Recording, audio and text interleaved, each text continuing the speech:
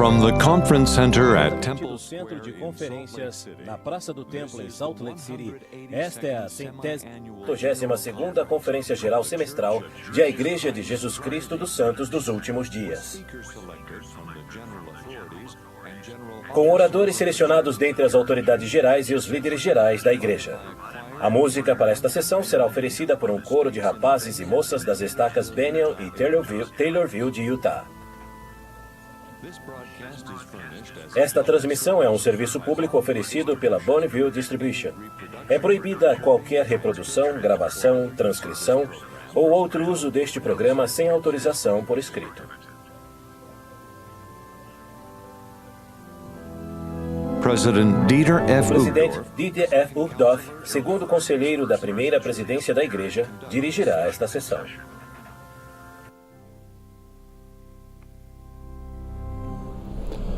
Dear brothers and sisters, dear friends, we welcome you to the second session. Irmãos e irmãs, bem-vindos à segunda sessão da 182ª Conferência Geral Semestral.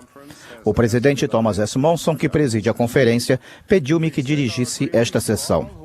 Estendemos nossa saudação a todos os presentes e aos que estejam participando por meio da televisão, do rádio ou da internet, e aos muitos que estão assistindo nas sedes de estaca em várias partes do mundo, para onde esta conferência é transmitida via satélite.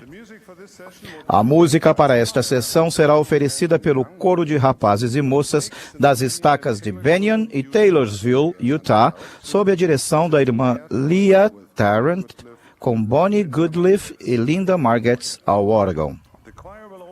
O coro abrirá esta sessão cantando Em Glória Resplandece. A oração de abertura será então oferecida pelo elder Garrett W. Gong, dos 70.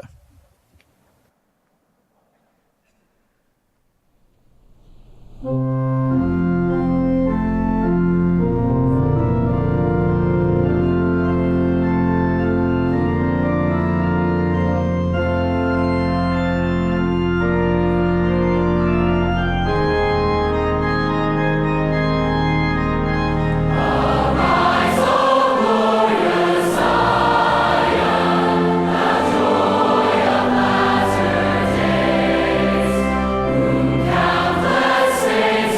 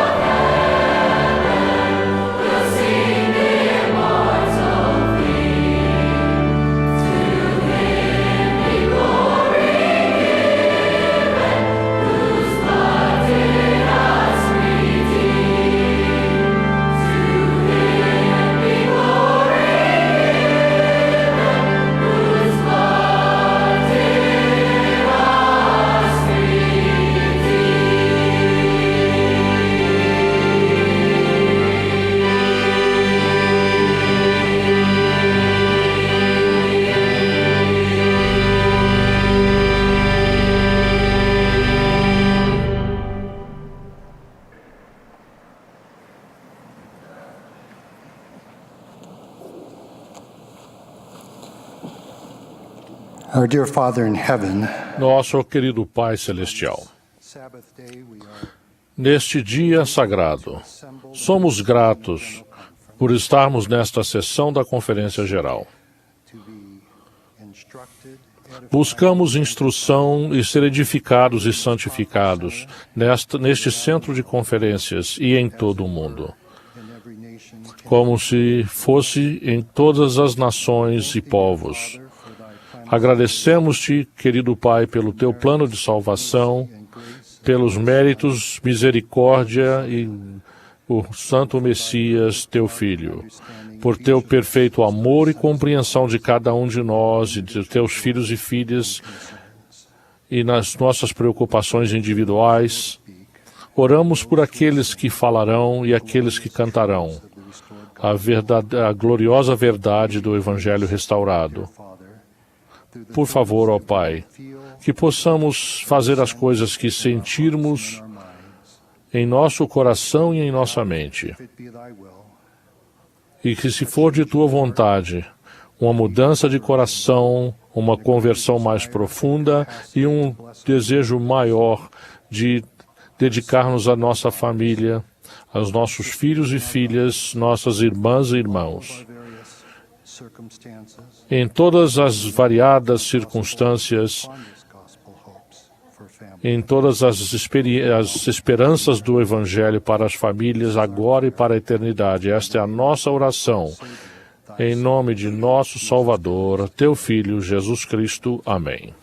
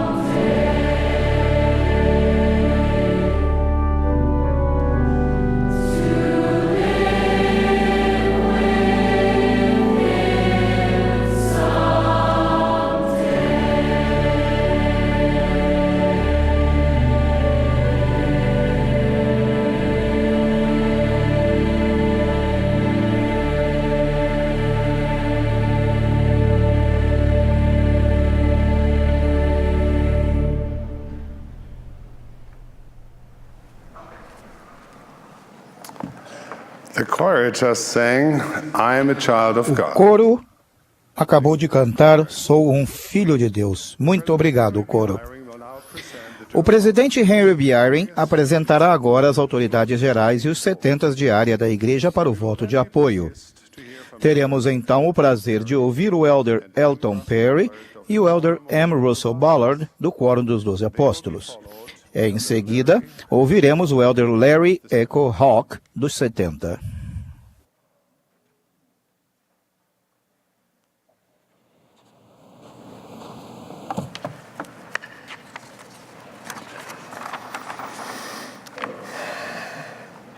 It is proposed that we sustain Posto que apoiemos Thomas Spencer Monson como profeta, vidente e revelador, e presidente da Igreja de Jesus Cristo dos Santos dos Últimos Dias. Henry Benyon Eyring as first counselor in Harry the first presidency, and Dieter Friedrich Uchtdorf as second counselor in the first presidency. Friedrich Uchtdorf como segundo conselheiro na primeira presidência. Os que forem a favor, manifestem-se. Those opposed, if any, may manifest it.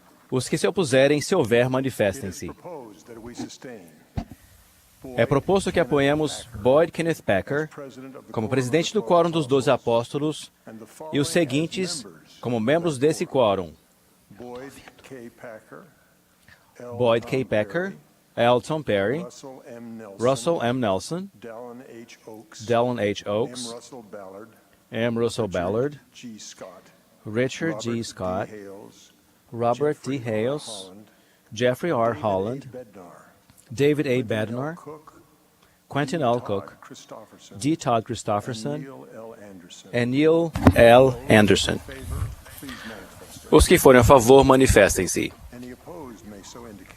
Se alguém se opuser, manifeste-se. That we sustain the council É proposto que apoiemos os conselheiros na primeira presidência e os 12 apóstolos como profetas, videntes e reveladores. favor, please manifest it. Os que forem a favor, manifestem-se. Contrary, if there be any, by the Os que se opuserem, se houver alguém, pelo mesmo sinal.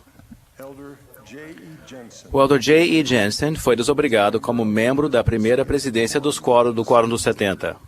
those who can join with us in a vote of appreciation. Os que quiserem juntar-se a nós em voto de agradecimento, manifestem-se, por favor. Propose that we sustain elder Craig, É proposto que apoiemos o elder Craig C. Christensen member of the president. como membro da presidência do Quórum dos 70.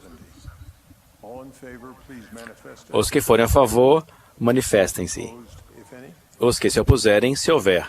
It is proposed that we release with É proposto que desobriguemos com voto de louvor por seu excelente serviço o elder Marlin K. Jensen como historiador e registrador da igreja. favor, please manifest it. Os que forem a favor, por favor, manifestem-se. Propose that we sustain elder Stephen É proposto que apoiemos o elder Stephen E. Snow como historiador e registrador da igreja. manifest it. Os que forem a favor, manifestem-se. Opposed. Os que se opuserem, It is proposed that we release elders é proposto que desobriguemos os elders Keith K. Hilbig, J. E. Jensen, Marlin K. Jensen e Octaviano Tenório as members of the first como membros do primeiro Quórum dos 70 designate them. e os designemos como autoridades gerais eméritas. It is proposed Também é proposto que desobriguemos os elders Keith R. Edwards e Larry W. Gibbons como membros do segundo Quórum dos 70. who wish to join. Os que quiserem juntar-se a nós e expressar gratidão a esses irmãos por seu excelente serviço, manifestem-se. It is proposed that we sustain the É proposto que apoiemos as demais autoridades gerais, 70 de área e presidências gerais das auxiliares, como presentemente constituídas. those in favor, please manifest. Os que forem a favor, por favor, manifestem-se. Opposed may manifest it. Se alguém se opuser, manifeste-se. Thank you, brothers and sisters. Obrigado, irmãos e irmãs, Sustaining vote, por seu voto de apoio, your faith, por sua fé, devotion. devoção e orações. I'll be pleased to hear from Elder Perry. Agora teremos o prazer de ouvir o elder Perry.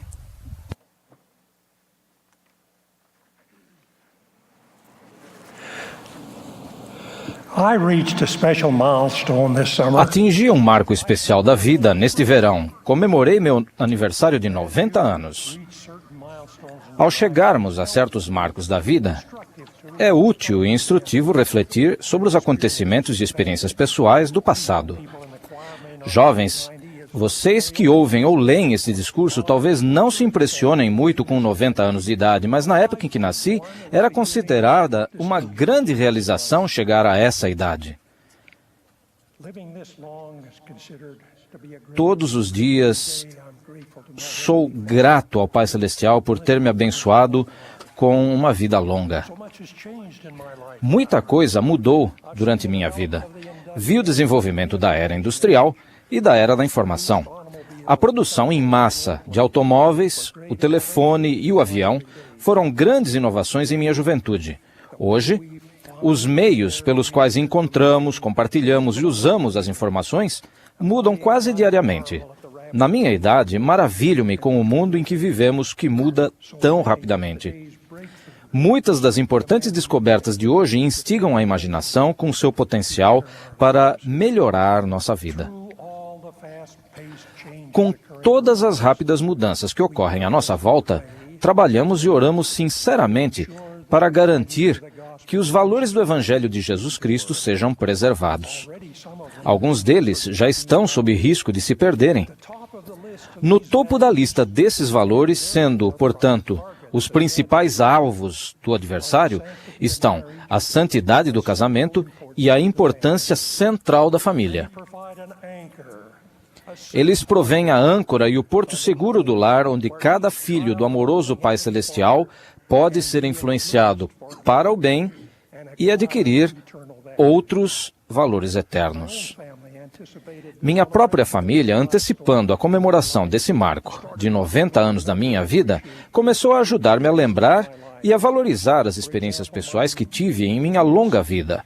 Por exemplo, minha sobrinha coletou e compartilhou comigo várias cartas que escrevi para meus pais há quase 70 anos de minha base dos fuzileiros navais na ilha de Saipan, no Pacífico, durante a Segunda Guerra Mundial. Uma dessas cartas particularmente me chamou a atenção. Era uma carta que escrevi para minha mãe, para que ela a abrisse e lesse no Dia das Mães de 1945. Gostaria de ler para vocês alguns trechos, na esperança de que vejam por que serei eternamente grato a meus amorosos pais pelas lições que aprendi com seu ensino no lar. Meus pais são o exemplo definidor que guardo comigo de bons pais que colocaram seu casamento e a criação adequada dos filhos como sua maior prioridade. Minha carta do Dia das Mães de 1945 começa assim: Querida mãe, nos últimos 4 anos, tive o grande infortúnio de passar o Dia das Mães longe de você. A cada ano, eu quis estar com você para lhe dizer o quanto amo você e em que alta estima a tenho. Mas como isso novamente é impossível, terei de fazer o melhor que posso enviando-lhe meus pensamentos pelo correio. Neste ano, mais do que em qualquer outro, posso ver o que uma mãe maravilhosa fez por mim. Acima de tudo, sinto saudade das pequenas coisas que você costumava fazer por mim. Sempre que eu levantava de manhã da cama pela manhã, nunca tive de me preocupar se encontraria uma camisa limpa e meias limpas. Tudo o que tinha de fazer era abrir a gaveta e as encontrava. Na hora das refeições, eu sempre sabia que encontraria algo de que gostava, preparado da melhor maneira possível. À noite, eu sempre sabia que encontraria lençóis limpos na minha cama e a quantidade certa de cobertores para manter-me muito confortável. Morar em casa realmente foi um grande prazer. Quando li aqueles 2 primeiros parágrafos da carta, fiquei chocado a princípio por tudo aquilo soar tão sentimental. Talvez o fato de morar em uma barraca sob um mosquiteiro, em uma maca de acampamento, me tenha feito pensar no lar muito especial que eu tinha. Minha carta para minha mãe prosseguia assim: Porém, os sentimentos mais profundos que tenho por você se devem ao exemplo que você me deu. A vida foi tão agradável para nós em família que quisemos seguir seus passos, para continuar sentindo a mesma alegria que tínhamos em nossa juventude. Você sempre encontrava tempo para levar a família para passear no desfiladeiro e podíamos contar com você para fazer qualquer coisa, desde subir montanhas até jogar bola conosco. Você e o pai nunca tiravam férias sozinhos. A família sempre estava com vocês. Agora que estou longe de casa, sempre gosto de falar de minha vida em casa, porque tudo era tão agradável. Não poderia desviar-me de seus ensinamentos agora, porque minhas ações refletiriam seu caráter. Em minha vida, É um grande desafio para mim manter-me digno de ser chamado o filho de Nora Son Perry. Tenho muito orgulho desse título e espero que eu sempre seja digno dele. Espero que no ano que vem eu esteja com você para mostrar-lhe as coisas boas que tenho planejado mostrar-lhe no Dia das Mães dos 4 últimos anos. Que o Senhor a abençoe por todas as coisas maravilhosas que fez por este mundo conturbado. Com todo o meu amor, Tom. Ao reler minha carta, também refleti na cultura da família, da ala, da estaca e da comunidade em que fui criado. A cultura é definida como o estilo de vida de um povo. Há uma cultura exclusiva do Evangelho, um conjunto de valores, expectativas e práticas que são comuns a todos os membros da Igreja de Jesus Cristo dos Santos dos Últimos Dias. Essa cultura do Evangelho, ou o estilo de vida, vem do plano de salvação, dos mandamentos de Deus e dos ensinamentos dos profetas vivos. Ela é expressa no modo pelo qual criamos nossa família e conduzimos nossa vida pessoal. A primeira instrução dada a Adão para sua responsabilidade mortal se encontra em Gênesis. Portanto, deixará o homem o seu pai e a sua mãe, e apegar-se-á à sua mulher, e serão ambos uma carne. A união de um homem e uma mulher, para que sejam legal e legitimamente casados, não é apenas uma preparação para que as futuras gerações herdem a terra, mas também proporciona a maior alegria e satisfação que podem ser encontradas nesta vida mortal. Isso é especialmente verdade quando os poderes do sacerdócio proclamam que um casamento é para esta vida e para toda a eternidade. Os filhos nascidos desse casamento têm uma segurança que não se encontra em nenhum outro lugar. As lições ensinadas no lar por bons pais estão se tornando cada vez mais importantes no mundo atual, no qual a influência do adversário é tão difundida. Como sabemos, ele está tentando minar e destruir o próprio alicerce de nossa sociedade, a família. De modo astuto e cuidadosamente camuflado, ele está atacando o comprometimento para com a vida em família no mundo inteiro e debilitando a cultura e os convênios dos fiéis santos dos últimos dias. Os pais precisam decidir com firmeza que o ensino no lar é uma responsabilidade extremamente sagrada e importante. Embora outras instituições, como a igreja e a escola, possam auxiliar os pais a educar a criança no caminho em que deve andar, essa responsabilidade, em última análise, cabe aos pais. De acordo com o grande plano de felicidade, aos bons pais é que foram confiados a criação e o desenvolvimento dos filhos do Pai Celestial. Em nossa extraordinária mordomia de pais, há muitas maneiras pelas quais os bons pais podem ter acesso à ajuda e ao apoio necessários para ensinar o Evangelho de Jesus Cristo aos filhos. Gostaria de sugerir 5 coisas que os pais podem fazer para criar uma cultura familiar mais forte. Primeiro, os pais podem orar sinceramente, pedindo que o Pai Celestial os ajude a amar, a compreender e a guiar os filhos que Ele enviou a eles. Segundo, eles podem realizar a oração familiar, o estudo das Escrituras e as noites familiares e fazer as refeições juntos sempre que possível, tornando o jantar um momento de comunicação e ensino de valores. Terceiro, os pais podem fazer pleno uso da rede de apoio da igreja, comunicando-se com os professores da primária, os líderes de jovens e as presidências de classe e quórum dos filhos. Ao comunicar-se com aqueles que foram chamados e designados para trabalhar com seus filhos, os pais podem prover-lhes uma compreensão essencial das necessidades especiais e específicas de seus filhos.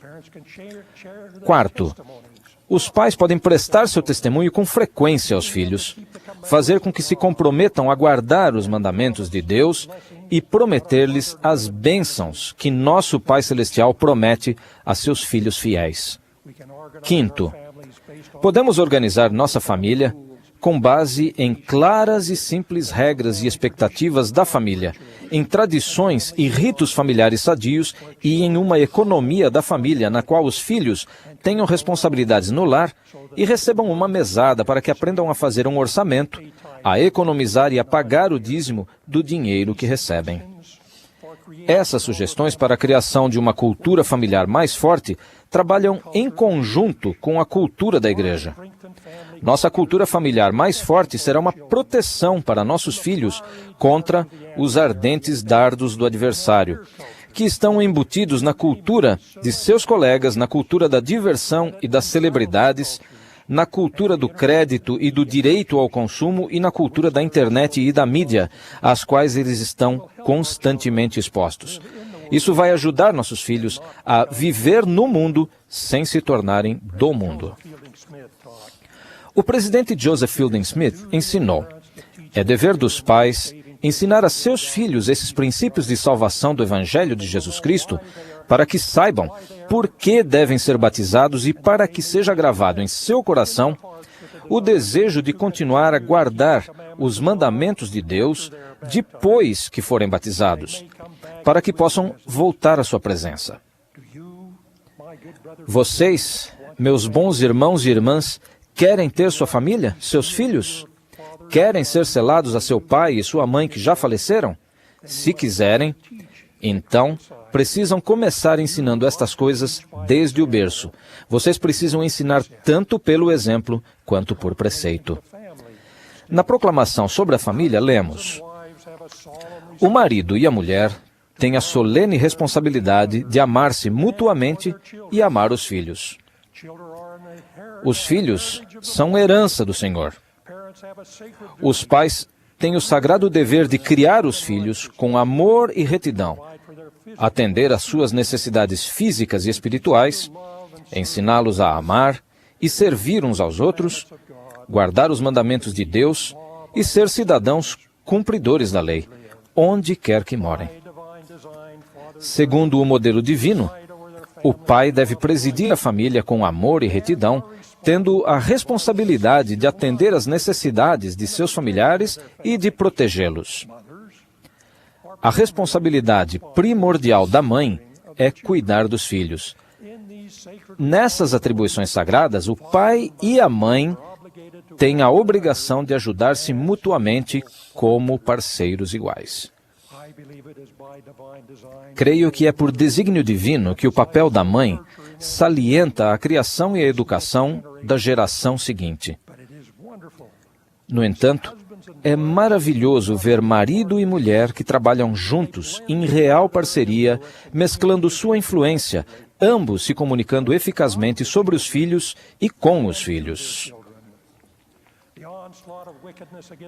O ataque da iniquidade desferido contra nossos filhos é mais sutil e intenso do que jamais foi. A edificação de uma cultura familiar mais forte acrescenta outra camada de proteção a nossos filhos, isolando-os das influências mundanas. Deus os abençoe, bons pais e mães de Sião. Ele confiou seus filhos eternos a seus cuidados. Como pais, somos sócios de Deus no trabalho de levar a efeito sua obra e sua glória entre seus filhos. É nosso sagrado dever fazer o máximo e o melhor que podemos. Presto testemunho disso, em nome de Jesus Cristo. Amém.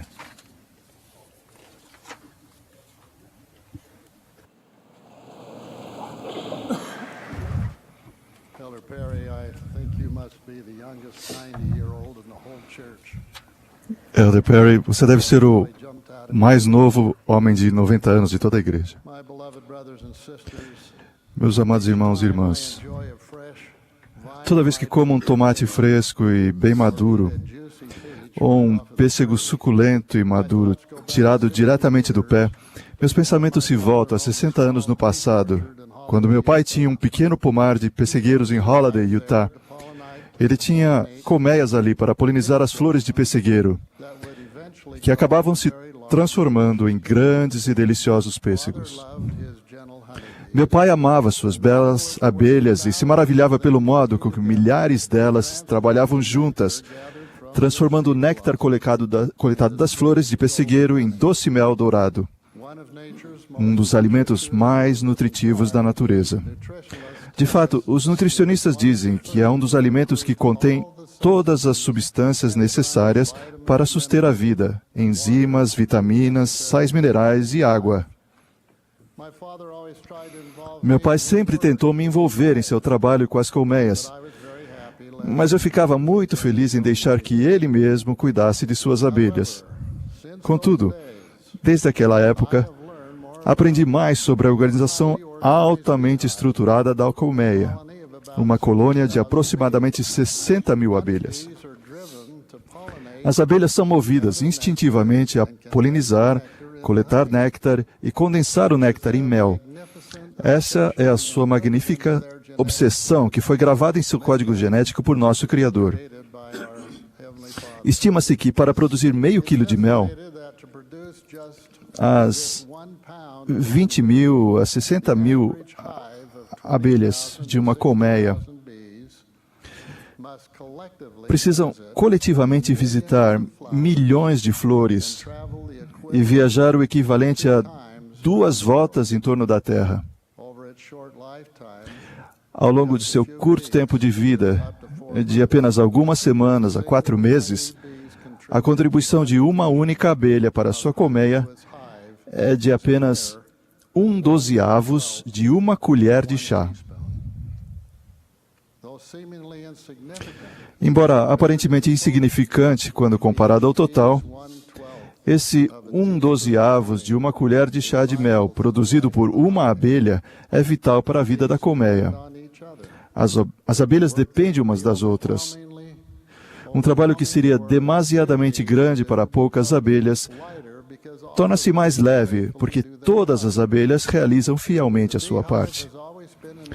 A colmeia sempre foi um símbolo importante na história de nossa igreja. Lemos no livro de Mórmon que os jareditas levavam consigo abelhas quando viajaram para a América há milhares de anos. Brigham Young escolheu a colmeia como símbolo para encorajar e inspirar o trabalho cooperativo necessário entre os pioneiros, a fim de transformar o deserto estéril que rodeava o grande lago salgado nos vales férteis que temos hoje. Somos os beneficiários de sua visão e industriosidade coletivas. O símbolo da colmeia é encontrado tanto no interior quanto no exterior de muitos de nossos templos. Este púlpito em que me encontro é feito da madeira de uma nogueira plantada no quintal da casa do presidente Gordon B. Hinckley e está adornado com imagens entalhadas de colmeias. Todo esse simbolismo atesta um fato: grandes coisas são efetuadas e fardos são aliviados pelo empenho de muitas mãos que se ocupam zelosamente numa boa causa. Imaginem o que milhões de santos dos últimos dias poderiam realizar no mundo se funcionassem como uma colmeia em nosso comprometimento concentrado e enfocado nos ensinamentos do Senhor Jesus Cristo. O Salvador ensinou que o primeiro e grande mandamento é: amarás o Senhor teu Deus de todo o teu coração e de toda a tua alma e de todo o teu pensamento. E o segundo, semelhante a este, é: amarás o teu próximo como a ti mesmo. Destes 2 mandamentos dependem toda a lei e os profetas. As palavras do Salvador são simples, porém seu significado é profundo e muito importante. Devemos amar a Deus e amar a nosso próximo como a nós mesmos e cuidar dele. Imaginem quantas coisas boas poderíamos fazer no mundo se todos nos uníssemos como seguidores de Cristo, atendendo zelosa e diligentemente às necessidades das pessoas e servindo aos que nos rodeiam, nossa família, nossos amigos, nossos vizinhos e nossos concidadãos. Como declara a Epístola de Tiago, a prestação de serviço é a própria definição da religião pura. Lemos a respeito do serviço prestado por membros da igreja no mundo inteiro, especialmente o serviço humanitário oferecido em momentos de crise, incêndios, inundações, furacões, tornados. Essas respostas de emergência, muito necessárias e apreciadas, sem dúvida devem continuar como um meio de carregar os fardos uns dos outros.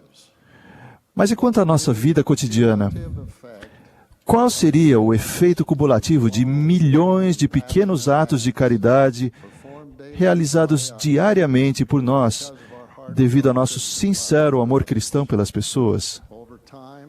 Ao longo do tempo, isso teria um efeito transformador sobre todos os filhos de nosso Pai Celestial, por meio da expressão de seu amor a eles por nosso intermédio. Nosso mundo conturbado precisa desse amor de Cristo, hoje mais do que nunca, e precisará dele ainda mais nos anos que virão. Esses simples atos diários de serviço talvez não pareçam muito em si mesmos, mas, quando considerados coletivamente, eles se tornam como aquele 1/12 de colher de chá de mel contribuído por uma única abelha para a colmeia. Há poder em nosso amor a Deus e a seus filhos. E quando esse amor é tangivelmente manifestado em milhões de atos de bondade cristã, ele vai adoçar e nutrir o mundo com o néctar vital da fé, da esperança e da caridade. O que precisamos fazer para nos tornar como as dedicadas abelhas e fazer com que a dedicação se torne parte de nossa natureza? Muitos de nós frequentamos diligentemente as reuniões da igreja e trabalhamos arduamente nossos chamados, especialmente aos domingos. Sem dúvida, isso é digno de louvor. Mas será que nossa mente e nosso coração estão tão zelosamente ocupados em coisas boas no restante da semana? Será que fazemos as coisas automaticamente ou estamos realmente convertidos ao Evangelho de Jesus Cristo? Como levamos a semente da fé que foi nutrida em nossa mente e a plantamos profundamente no fértil solo de nossa alma? Como fazemos acontecer a vigorosa mudança no coração que a alma diz ser essencial para nossa felicidade e paz eterna? Lembre-se, o mel contém todas as substâncias necessárias para suster a vida mortal. E a doutrina e o Evangelho de Cristo é o único caminho para obtermos a vida eterna. Somente quando nosso testemunho transcender o que está em nossa mente e penetrar profundamente em nosso coração, é que nossa motivação para amar e servir se tornará como a do Salvador. Então, e somente então, poderemos tornar-nos discípulos de Cristo, realmente convertidos, investidos de poder pelo Espírito, para tocar o coração de nosso próximo. Quando nosso coração não estiver mais nas coisas do mundo, não mais aspiraremos às honras dos homens, nem buscaremos apenas satisfazer nosso orgulho. Em vez disso, assumiremos as qualidades cristãs que Jesus ensinou. Seremos meigos, mansos e longânimes. Seremos bondosos, sem hipocrisia nem dolo. Teremos caridade para com todos os homens. Nossos pensamentos serão sempre virtuosos. Não desejaremos mais fazer o mal. O Espírito Santo será nosso companheiro constante, e as doutrinas do sacerdócio destilarão sobre nossa alma, como o orvalho do céu. Vejam bem, não estou encorajando o fanatismo, nem um excessivo zelo religioso. Muito pelo contrário. Estou simplesmente sugerindo que devemos dar o próximo passo lógico para completar nossa conversão ao Evangelho de Cristo, assimilando profundamente suas doutrinas no coração e na alma, para que efetuemos e vivemos de modo coerente e constante, com integridade, as coisas nas quais professamos acreditar. Essa integridade simplifica a nossa vida e amplia nossa sensibilidade ao espírito e às necessidades das pessoas. Traz alegria à nossa vida e paz à nossa alma.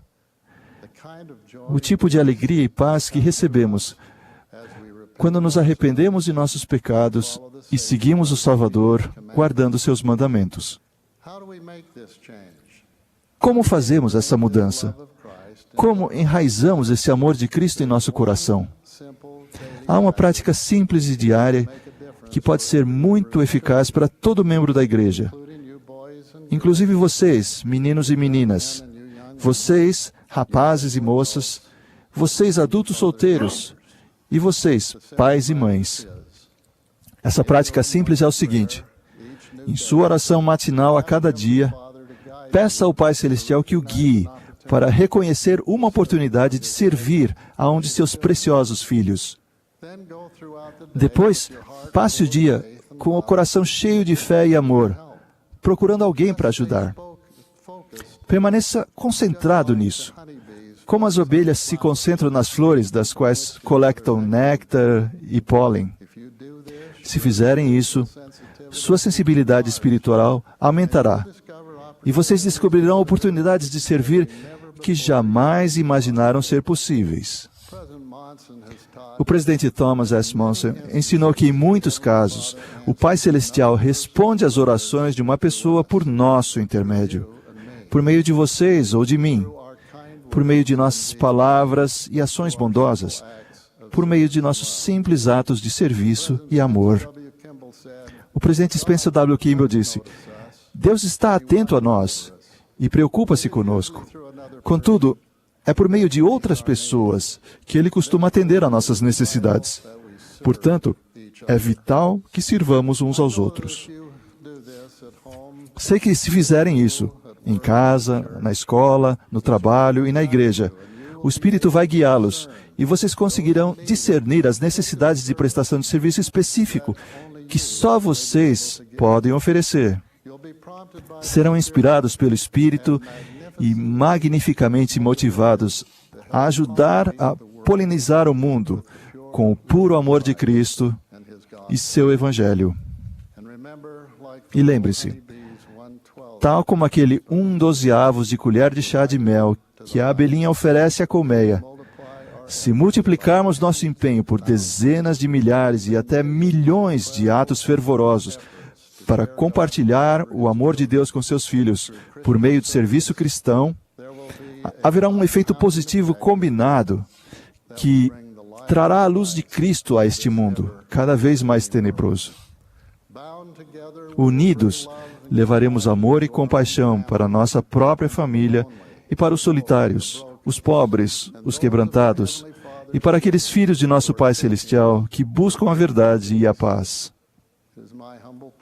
É minha humilde oração, irmãos e irmãos, que peçamos em nossas orações diárias a inspiração de encontrar alguém a quem possamos prestar um serviço significativo, inclusive o de compartilhar a verdade do Evangelho e o testemunho. No final de cada dia, que sejamos capazes de dizer sim em resposta às perguntas: neste mundo, acaso fiz hoje eu a alguém um favor ou bem? Esta é a obra de Deus. Trabalhemos nela tão fielmente quanto as dedicadas abelhinhas trabalham na obra delas. É minha humilde oração, em nome de Jesus Cristo. Amém.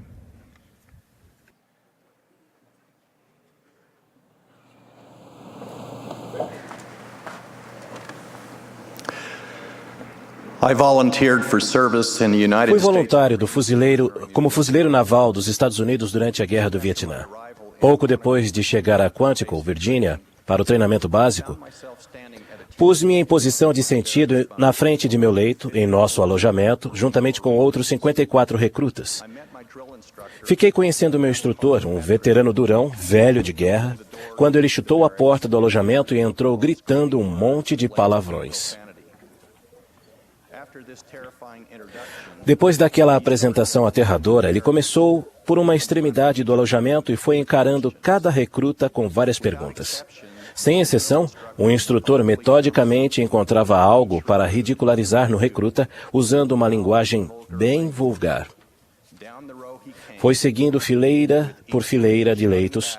A cada fuzileiro gritava a resposta, conforme ordenado: sim, senhor, ou não, senhor sargento.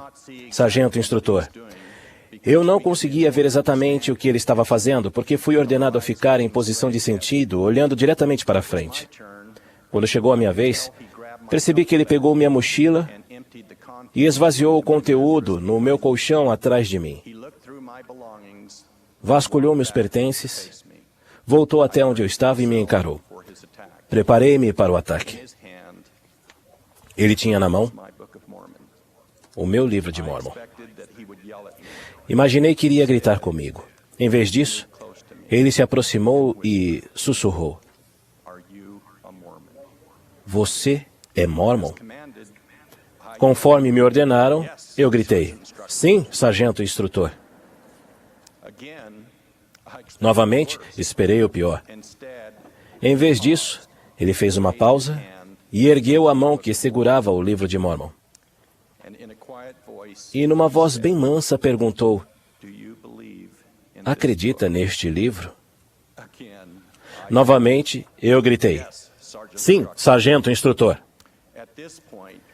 Nessa altura, eu tinha certeza de que ele ia gritar palavras depreciativas a respeito dos Mormons e do livro de Mórmon. Mas ele apenas manteve silêncio. Em seguida, voltou até a minha cama e cuidadosamente colocou ali meu livro de Mórmon. Depois passou por mim sem se deter e continuou a ridicularizar e a humilhar com linguagem profana todos os demais recrutas. Muitas vezes me perguntei por que aquele sargento durão me poupou naquele dia. Mas fico grato por ter sido capaz de responder sem hesitar: sim, sou membro da Igreja de Jesus Cristo dos Santos dos Últimos Dias. E sim, sei que o livro de Mórmon é verdadeiro. Esse testemunho é uma dádiva preciosa que me foi concedida pelo Espírito Santo com a ajuda de 2 missionários e um consultor do quórum de sacerdotes. Quando eu tinha 14 anos, 2 missionários, Lee Pearson e Boyd Camphaisen, ensinaram o Evangelho restaurado de Jesus Cristo à minha família, e eu fui batizado. 2 anos depois, meu consultor do quórum dos sacerdotes, Richard Boren, desafiou-me a ler o livro de Mórmon. Aceitei o desafio e li pelo menos 10 páginas todas as noites até terminá-lo. Na página de rosto, li que ele foi escrito aos lamanitas, que são um remanescente da casa de Israel, e também aos judeus e aos gentios. Na introdução do livro de Mórmon, outro testamento de Jesus Cristo, está escrito que os lamanitas estão entre os antepassados dos índios americanos. Ao ler o livro de Mórmon, pareceu-me que ele falava de meus antepassados indígenas. Ele conta a história de um povo, parte do qual foi mais tarde descrito como lamanitas, que migraram de Jerusalém para uma terra da promissão, por volta de 600 anos antes de Cristo. É o relato da interação de Deus com aqueles antigos habitantes localizados em algum lugar dos continentes americanos. Inclui um relato do ministério de Jesus Cristo entre eles, após sua ressurreição. As passagens do livro de Mórmon sugerem que, com o tempo, eles foram dispersos por todos os continentes americanos e pelas ilhas dos mares próximos. Seus profetas predisseram que multidões de gentios acabariam vindo para essa terra da promissão e que a ira de Deus cairia sobre os lamanitas. E eles seriam dispersos, feridos e quase destruídos. Meu bisavô, Echo Hawk, um índio Pawnee, nasceu em meados do século XIX, no que é hoje chamado de Nebraska. Quando ele tinha 19 anos de idade, o povo Pawnee foi forçado a entregar sua terra natal de mais de 10 milhões de hectares para dar lugar aos colonizadores. Em 1874, o povo Pawnee foi obrigado a marchar várias centenas de quilômetros para o sul, até uma pequena reserva localizada no território indígena de Oklahoma. A população Pawnee de mais de 12 mil havia sido reduzida para menos de 700 ao chegar a Oklahoma. Os Pawnees, como outras tribos, tinham sido dispersos, feridos e quase destruídos. O livro de Mórmon tem uma mensagem especial para os descendentes dos Lamanitas, que são um remanescente da casa de Israel. Nefi expressou essa mensagem ao interpretar a visão que seu pai teve destes nossos últimos dias. E naquele dia virão os nossos descendentes, a saber que são da casa de Israel e que são o povo do convênio do Senhor. E saberão daí quem eram seus antepassados e terão também conhecimento do Redentor e do Evangelho que foi por ele ministrado a seus pais. Portanto, virão a conhecer seu Redentor e os pontos essenciais de sua doutrina, para que saibam como chegar a ele e ser salvos. O livro de Mórmon é uma escritura sagrada. Contém a plenitude do Evangelho eterno. O profeta Joseph Smith escreveu que o livro de Mórmon é o mais correto de todos os livros da terra e a pedra fundamental de nossa religião, e que seguindo seus preceitos, o homem se aproximaria mais de Deus do que seguindo os de qualquer outro livro. Portanto, ele tem uma mensagem para todas as pessoas do mundo. Quando li o livro de Mórmon pela primeira vez aos 17 anos, concentrei-me na promessa de Moroni. E quando receberdes estas coisas, eu vos exorto a perguntardes a Deus, o Pai Eterno, em nome de Cristo, se estas coisas não são verdadeiras. E se perguntardes com um coração sincero e com real intenção, tendo fé em Cristo, Ele vos manifestará a verdade delas, pelo poder do Espírito Santo. Ao ajoelhar-me em oração, recebi um vigoroso testemunho espiritual de que o livro de Mórmon era verdadeiro. Esse testemunho ajudou-me a traçar o curso de minha vida. Exorto todas as pessoas a ler o livro de Mórmon, outro testamento de Jesus Cristo. Peço especialmente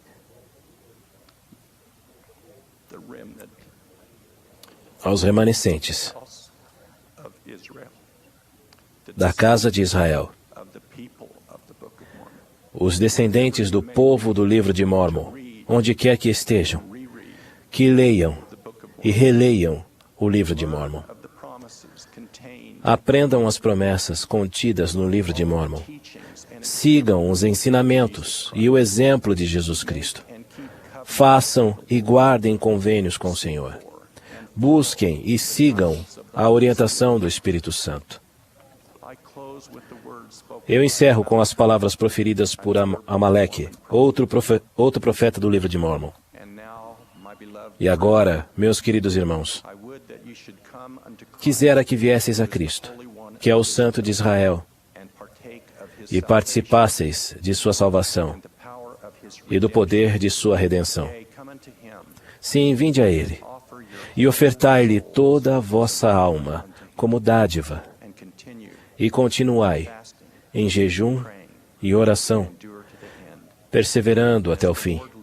E assim como vive o Senhor, sereis salvos.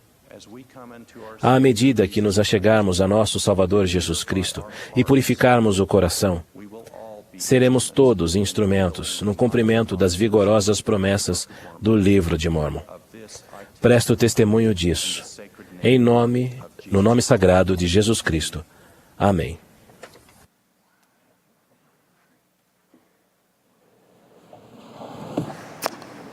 Thank you, brethren. Obrigado, irmãos. O coro e a congregação cantarão juntos agora Trabalhemos Hoje. Após o hino, teremos o prazer de ouvir os elders Robert C. Gay e Scott G. Whiting, dos 70. Eles serão seguidos pelo elder Neil L. Anderson, do Quórum dos 12 Apóstolos.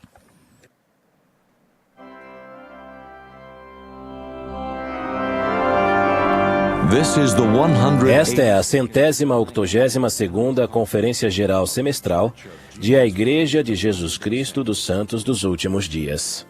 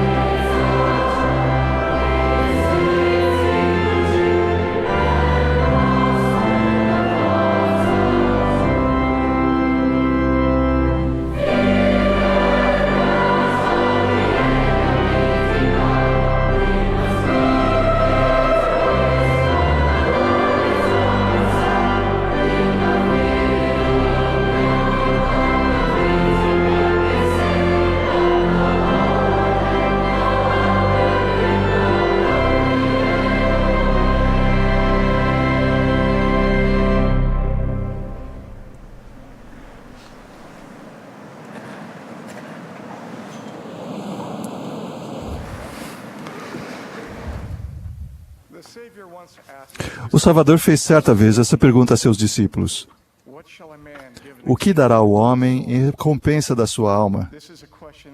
Essa é uma pergunta que meu pai me ensinou a ponderar cuidadosamente há vários anos.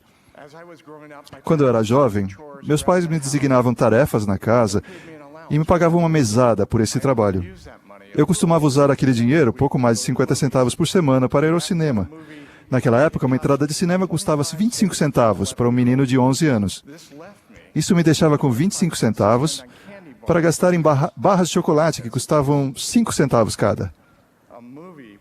Um filme e 5 barras de chocolate. Não havia nada melhor. Tudo foi bem até eu fazer 12 anos. Quando eu estava na fila do cinema certo dia, dei-me conta de que o bilhete para um menino de 12 anos custava 35 centavos, o que significavam 2 barras de chocolate a menos. Sem estar muito preparado para fazer o sacrifício, pensei comigo mesmo: minha aparência é a mesma da semana passada. Fui então em frente e pedi um bilhete de 25 centavos. O bilheteiro nem piscou e eu comprei minhas costumeiras 5 barras de chocolate em vez de 3.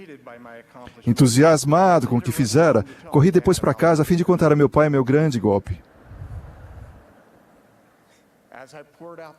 Quando relatei os detalhes, ele ficou sem dizer nada.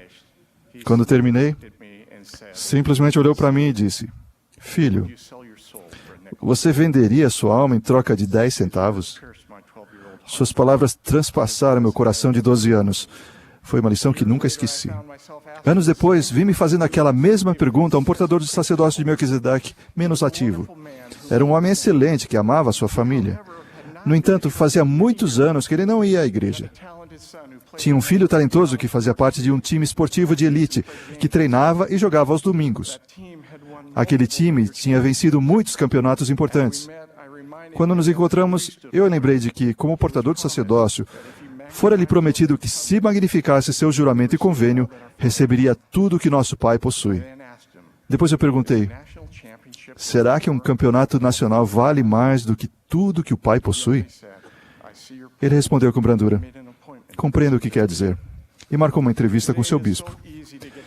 Atualmente é muito fácil sermos engolidos pelo tumulto do mundo. Apesar de nossas boas intenções, o mundo nos pressiona a olhar para além do marco.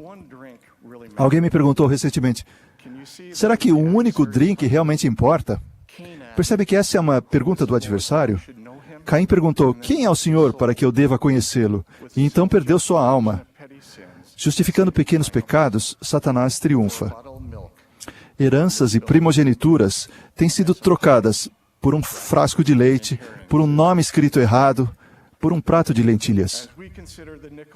Apoderar as trocas de 10 centavos ou de campeonatos nacionais que fazemos na vida, podemos justificar para nós mesmos as nossas ações, como Caim, ou procurar submeter-nos à vontade de Deus. A pergunta que temos diante de nós não é se temos coisas que fazemos que precisam ser corrigidas, porque sempre temos. Em vez disso, a pergunta é se vamos rejeitar ou cumprir o chamado feito à nossa alma, de fazer a vontade do Pai. O Senhor ama a nossa retidão, mas pede que continuemos a nos arrepender e a ser submissos. Na Bíblia, lemos que um jovem rico que cumpriu os mandamentos e que se havia ajoelhado perante o Salvador para perguntar o que precisava fazer para ter a vida eterna. Ele voltou as costas pesaroso quando o Salvador disse, falta-te uma coisa, vai, vende tudo quanto tens. No entanto, outro homem rico, porém mundano, o rei supremo dos Lamanitas, o pai de Lamone, igualmente fez a mesma pergunta sobre a vida eterna, dizendo, que deverei fazer para nascer de Deus, arrancar esse espírito iníquo de meu peito e receber o Espírito? Abandonarei o meu reino para poder receber essa grande alegria. Lembram a resposta que o Senhor deu ao rei por intermédio de seu servo Arão?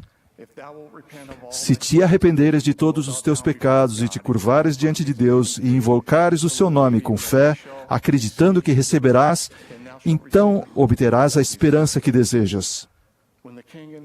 Quando compreendeu o sacrifício exigido, o rei se humilhou e se prostrou e então orou, ó Deus, abandonarei todos os meus pecados para conhecer-te. Essa é a troca que o Salvador pede que façamos. Devemos abandonar todos os nossos pecados, grandes ou pequenos, em troca da recompensa de vida eterna concedida pelo Pai. Devemos esquecer nossas justificativas, desculpas, racionalizações, mecanismos de defesa, procrastinações, aparências, orgulho pessoal, pensamentos condenatórios e a vontade de fazer as coisas a nosso próprio modo. Temos que nos separar de todas as coisas mundanas e gravar em nosso semblante a imagem de Deus. Irmãos e irmãs, lembremos que esse encargo é mais do que apenas deixar de fazer coisas ruins. Tendo um inimigo muito engajado, precisamos também agir e não nos sentar em insensível estupor. Assumir o semblante de Deus significa servir uns aos outros. Há pecados que são cometidos e há pecados de omissão, e temos de nos elevar acima de ambos. Enquanto eu servia como presidente de missão na África, aprendi de modo indelével essa grande verdade. Eu estava a caminho de uma reunião, quando vi um menino sozinho, chorando histericamente à beira da estrada. Uma voz interior me disse, pare e ajude aquele menino. Assim que eu ouvi aquela voz, em um segundo, racionalizei. Não posso parar. Vou me atrasar. Sou o líder presidente e não posso chegar atrasado. Quando cheguei à capela, ouvi a mesma voz me dizer novamente, vá ajudar aquele menino. Entreguei as chaves do carro a um membro da igreja chamado Afase e pedi que trouxesse o menino até mim. Uns 20 minutos depois, senti alguém me bater de leve no ombro. O menino estava ali fora. Tinha uns 10 anos de idade. Descobrimos que o pai estava morto e a mãe estava na cadeia. Ele morava numa das favelas de Accra, com uma pessoa que cuidava dele e lhe dava comida e um lugar para dormir. Para pagar por isso, ele tinha de vender peixe defumado nas ruas. Mas depois de um dia inteiro de trabalho, ao colocar a mão no bolso, encontrou um buraco ali. Havia perdido todo o dinheiro. A Faz e eu soubemos imediatamente que se ele voltasse sem o dinheiro, seria chamado de mentiroso, provavelmente seria espancado e jogado na rua. Foi naquele momento de desespero que eu ouvi na rua. Acalmamos seu medo, demos-lhe dinheiro para substituir suas perdas e depois o levamos de volta até a pessoa que cuidava dele. Quando eu voltei para casa naquela noite, dei-me conta de duas grandes verdades. Primeiro, soube como nunca que Deus está ciente de cada um de nós e que jamais nos abandona. E segundo, precisamos sempre dar ouvidos à voz do Espírito dentro de nós e ir imediatamente aonde quer que ela nos conduzir, a despeito de nossos temores ou de qualquer inconveniência. Certo dia, os discípulos perguntaram ao Salvador quem era o maior no reino dos céus. Ele lhes disse que se convertessem e que fossem humildes e submissos como criancinhas. Depois ele disse: o Filho do Homem veio salvar o que se tinha perdido. Nessa única frase, ele definiu nossa missão. Devemos sair ao resgate do que se perdeu, do último, do menor. Não é suficiente abster-nos do pecado. Precisamos carregar sua cruz e ocupar-nos zelosamente em ajudar os outros a se converter. Com compaixão e amor, recebemos o filho pródigo, atendemos ao choro dos órfãos em sofrimento e às súplicas dos que estão nas trevas e no desespero. Satanás não precisa fazer com que todos se tornem como Caim ou Judas, disse o elder Neil L. Maxwell. Ele só precisa fazer com que os homens capazes vejam a si mesmos como sofisticadamente neutros. Após uma conferência de estaca recente, um adolescente veio falar comigo e perguntou: Deus me ama? Que nossa vida de serviço sempre afirme que Deus não abandona ninguém. Para a pergunta: o que dará ao homem em recompensa da sua alma?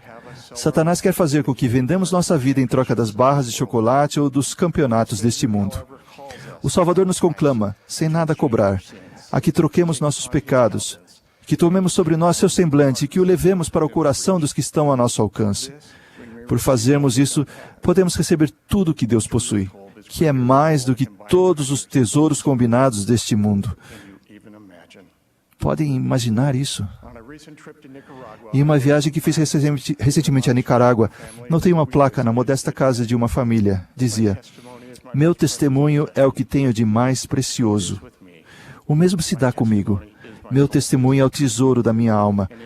E na integridade de meu coração, deixo com vocês meu testemunho de que esta é a igreja verdadeira de Deus, que nosso Salvador está à testa dela e que a dirige por intermédio de seu profeta escolhido.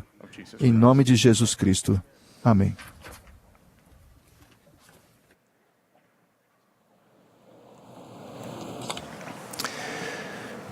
While recently touring the beautiful Brigham City, Utah temple, Ao recentemente visitar o belo templo de Brigham City, Utah, lembrei-me de uma coisa que vivenciei quando servia como coordenador da visitação pública, da rededicação e da celebração cultural do histórico templo de Lei, Havaí.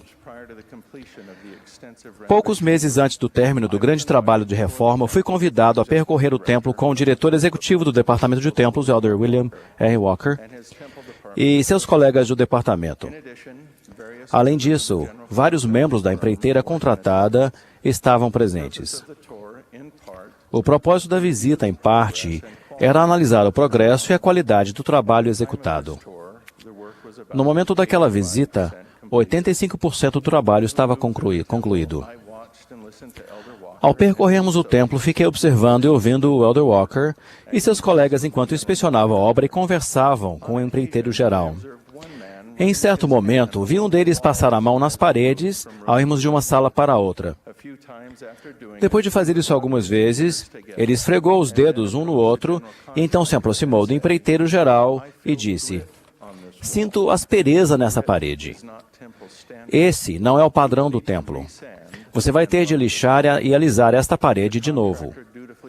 O empreiteiro obedientemente tomou nota de cada observação. Ao chegarmos a uma área do templo que poucos poderiam ver, o mesmo homem nos parou e dirigiu nossa atenção para uma nova e bela janela com um vitral recém-instalado. A janela media uns 60 centímetros de largura por 1,80 de altura e nela estava instalado um vitral com um pequeno padrão geométrico. Ele apontou para um quadradinho de vidro colorido de 5 centímetros que fazia parte do padrão simples e disse: "Este quadrado está torto." Olhei para o quadrado e a minha vista parecia bem nivelado.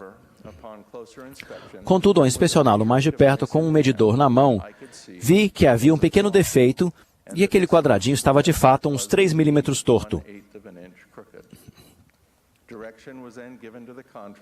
Foram dadas instruções ao empreiteiro de que aquela janela precisaria ser substituída porque não estava no padrão do templo. Admito que me surpreendeu ver que toda uma janela teria de ser substituída por causa de um pequeno defeito quase imperceptível. Sem dúvida, era improvável que alguém tomasse conhecimento daquela janela ou sequer a notasse, tendo em vista sua localização isolada no templo. Ao dirigir meu carro voltando do templo para casa, refleti no que havia aprendido com aquilo. Ou melhor, o que achei que havia aprendido. Foram só várias semanas depois, quando fui convidado a percorrer novamente o templo, que então estava concluído que minha compreensão do que acontecera anteriormente ficou mais clara. Ao entrar no templo de Lahaina, Havaí, totalmente reformado, fiquei extasiado com sua beleza e a qualidade do acabamento. Podem imaginar minha expectativa ao aproximar-me das paredes ásperas e da janela com defeito. Será que o empreiteiro havia lixado e alisado as paredes? Será que a janela tinha sido realmente substituída? Ao aproximar-me das paredes ásperas, fiquei surpreso ao ver um belo papel de parede colocado em todas as paredes. Meu primeiro pensamento foi: então foi assim que o empreiteiro resolveu a aspereza. Ele a cobriu? Mas não. Descobri que sempre fizera parte do plano a instalação do papel naquelas paredes. Perguntei-me por que uma pequena e quase indetectável aspereza importava se ela seria coberta. Ansiosamente me aproximei da área em que se localizava a janela defeituosa e fiquei surpreso ao ver um vaso com uma planta que ia até o teto colocado bem na frente daquela janela. Novamente pensei: então foi assim que o empreiteiro resolveu o quadradinho torto? Ele o escondeu.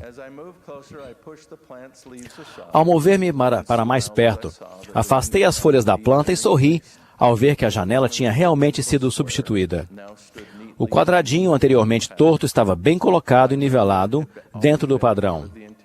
Descobri que sempre fizera parte do projeto de decoração interna ter uma planta na frente daquela janela.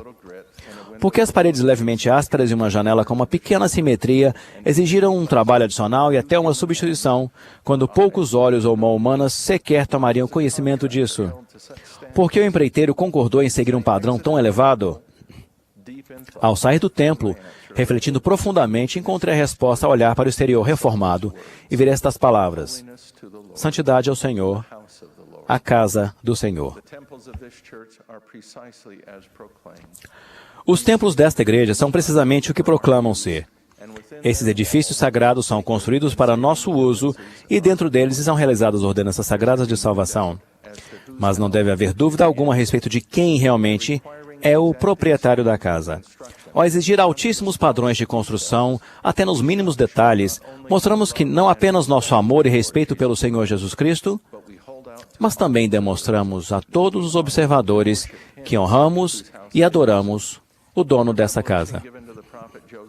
Na revelação dada ao profeta Joseph Smith de que fosse construído um templo em Nauvoo, o Senhor instruiu: vinde com todo o vosso ouro e vossa prata e vossas pedras preciosas e com todas as vossas antiguidades e tragam as árvores preciosas da terra e construí uma casa ao meu nome para que nela habite o Altíssimo. Isso segue um padrão estabelecido pelo rei Salomão no Velho Testamento, quando edificou um templo ao Senhor, usando apenas os melhores materiais e mão de obra.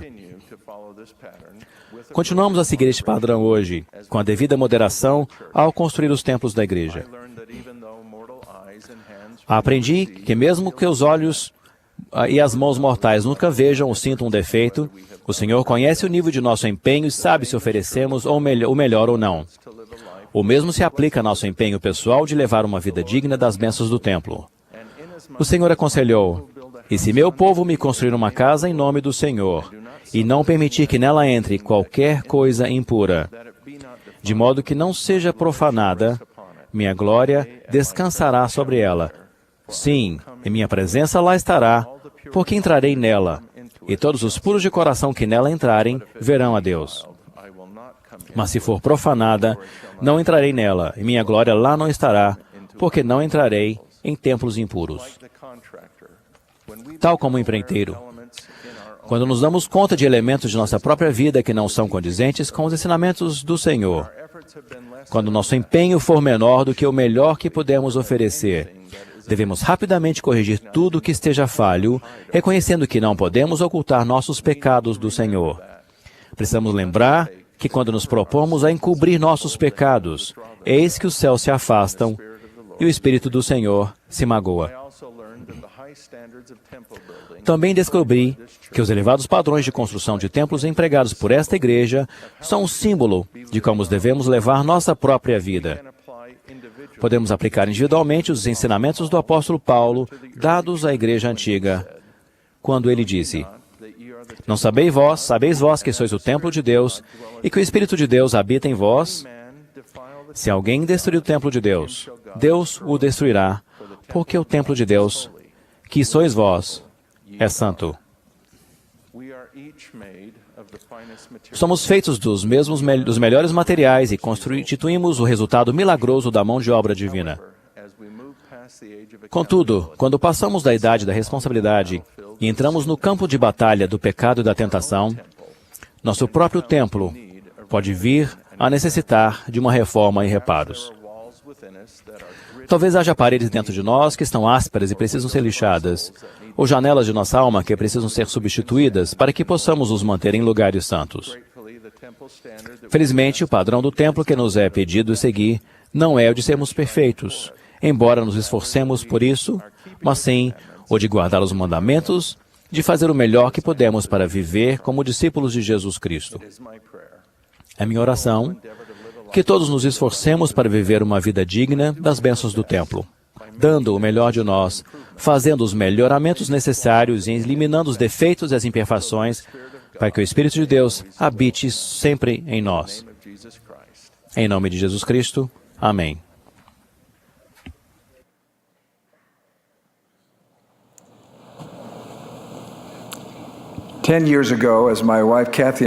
Há 10 anos, quando minha mulher, Kathy, e eu morávamos em São Paulo, Brasil, o presidente David Marriott presidia a Missão Brasil-São Paulo Interlagos. Ele e a esposa Neil e seus filhos Will, Wesley e Trace moravam perto de nós. Tinham deixado sua casa, seus negócios e muitos familiares para atender a um chamado do profeta para servir uma missão. O presidente Marriott me ligou certa tarde. Sua querida e fiel filha de 21 anos, Georgia, que estava no último ano do curso de violino na Universidade de Indiana, havia sido atropelada por um caminhão ao ir de bicicleta para casa após uma reunião da igreja. Os primeiros informes eram de que Georgia passava bem. Algumas horas depois, suas condições pioraram drasticamente. A família e os amigos começaram a jejuar e a orar, pedindo um milagre para Georgia. A mãe viajou de avião naquela noite saindo do Brasil. Quando chegou ao aeroporto de Indiana no dia seguinte, foi recebida pelos filhos mais velhos, que explicaram, em meio às lágrimas, que tinham estado com Georgia quando ela faleceu. Observei a família Marriott na época daquele ocorrido e nos meses e anos que se seguiram. Eles choraram, oraram, falaram de Georgia, sentiram imensa dor e tristeza, mas nunca fraquejaram. Na sessão desta manhã, nós ouvimos um relato semelhante. O dom da fé é uma investidura espiritual inestimável. Jesus orou dizendo: "E a vida eterna é esta, que te conheçam, a ti só, por único Deus verdadeiro, e a Jesus Cristo, a quem enviaste."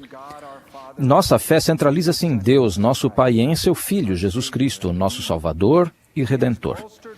Ela é reforçada por nosso conhecimento de que a plenitude do Evangelho foi restaurada na Terra, de que o livro de Mórmon é a palavra de Deus e de que profetas e apóstolos possuem hoje as chaves do sacerdócio. Entesouramos nossa fé, trabalhamos para fortalecer nossa fé, oramos por mais fé e fazemos tudo a nosso alcance para proteger e defender nossa fé.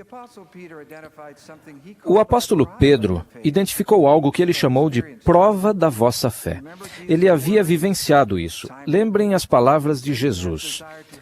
Simão, Satanás vos pediu para vos cirandar como trigo, mas eu roguei por ti, para que a tua fé não desfaleça. Pedro mais tarde encorajou outros, dizendo: Amados, não estranheis a ardente prova que vem sobre vós para vos tentar, como se coisa estranha vos acontecesse.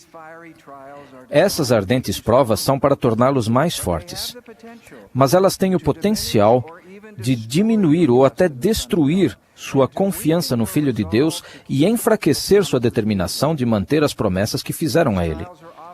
Essas provas geralmente estão camufladas, tornando-as difíceis de identificar.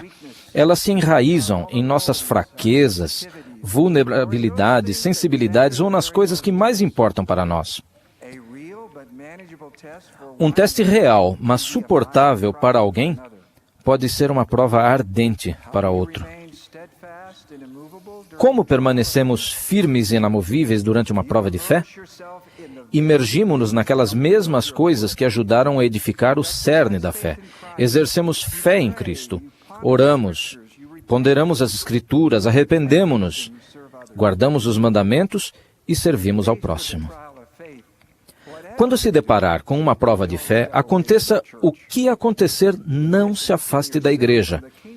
Se nos distanciarmos do reino de Deus durante uma prova de fé, será como sair da segurança de um abrigo contra a tempestade, justamente quando aparece um tornado.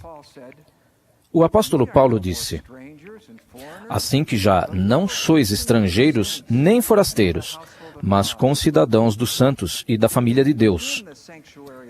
É dentro do santuário da igreja que protegemos nossa fé. Reunindo-nos com outros que acreditam, oramos e encontramos respostas a nossas orações, adoramos por meio da música, prestamos testemunho do Salvador, servimos uns aos outros e sentimos o Espírito do Senhor. Tomamos o sacramento, recebemos as bênçãos do sacerdócio e vamos ao templo. O Senhor declarou: nas ordenanças manifesta-se o poder da divindade. Quando se deparar com um teste de fé, permaneça na segurança e proteção da família de Deus. Sempre há um lugar para você aqui. Nenhuma prova é tão grande que não possamos vencê-la juntos.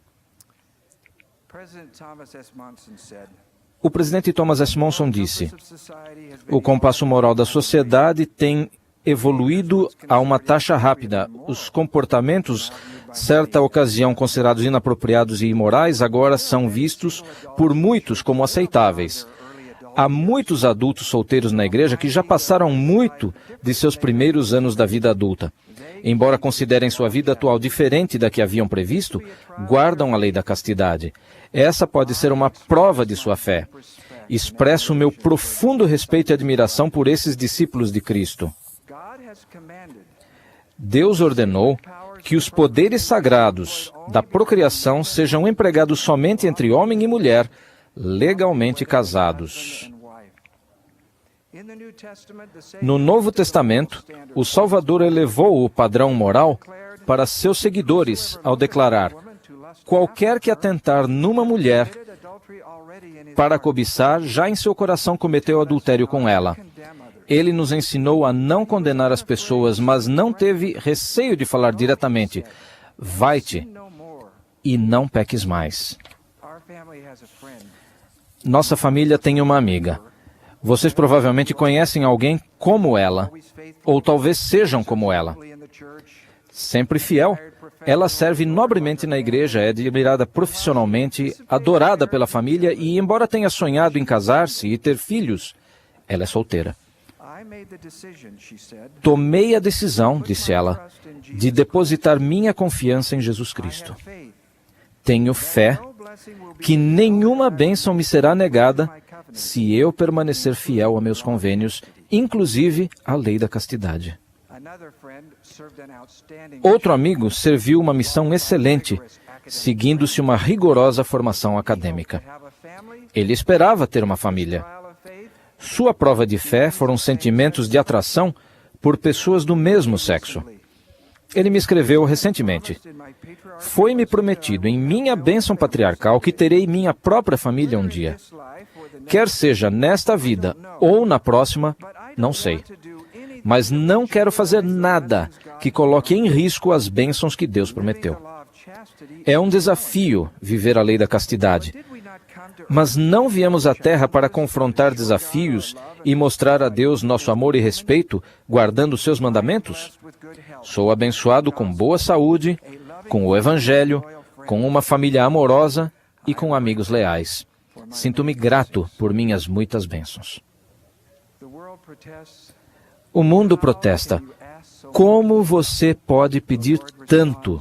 O Senhor responde: "Assim como os céus são mais altos do que a terra, assim são os meus caminhos mais altos do que os vossos caminhos." Esses 2 seguidores de Cristo e dezenas de milhares como eles sentiram a promessa do Salvador: "A minha paz vos dou, não vô-la dou como o mundo a dá." Aqui está outra prova. Sempre houve pessoas querendo desacreditar a igreja e destruir a fé. Hoje, elas usam a internet. Algumas das informações sobre a igreja, por mais convincentes que sejam, simplesmente não são verdadeiras.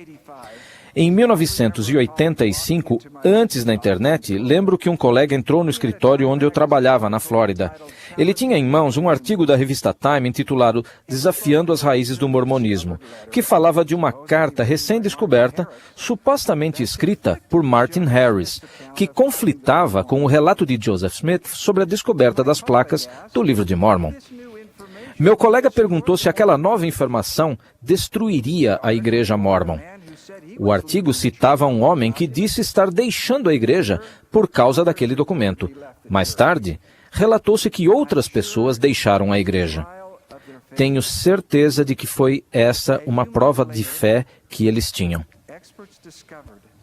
Poucos meses depois, alguns estudiosos descobriram e o falsificador confessou que a carta era uma fraude total. Lembro-me de ter esperado realmente que aqueles que deixaram a igreja por causa daquela falsidade encontrassem seu caminho de volta.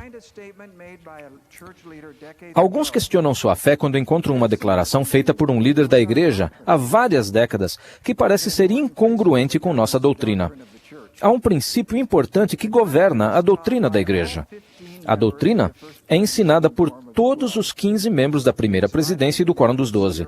Não está oculta num obscuro parágrafo de um discurso. Os princípios verdadeiros são ensinados frequentemente por muitos. Nossa doutrina não é difícil de achar. Os líderes da igreja são homens sinceros, porém imperfeitos. Lembrem as palavras de Moroni: "Não me condeneis, em virtude de minha imperfeição, nem a meu Pai.